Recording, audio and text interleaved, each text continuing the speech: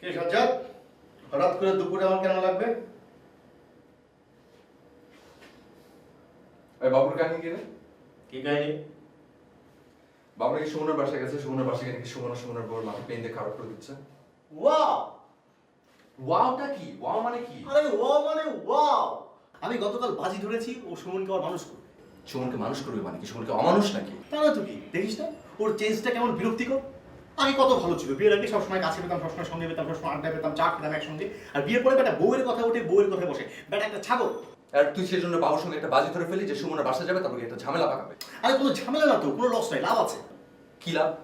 সুমনকে ফেরত পাবো অ্যাজ এ ফ্রেন্ড, আর বাংলাদেশ পাবে এক সম্ভাবনার কবিকে। তোর দুইটা যে পাগলের তোর বুঝিস না, তুই বাবুকে চিনিস না?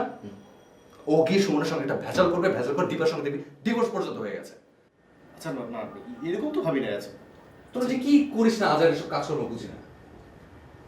আচ্ছা এখন এখন কি করবো সাজ্জাদ? কি করবো আবার? আমি যাবো, বাবুকে চোখে চোখে রাখতে হবে।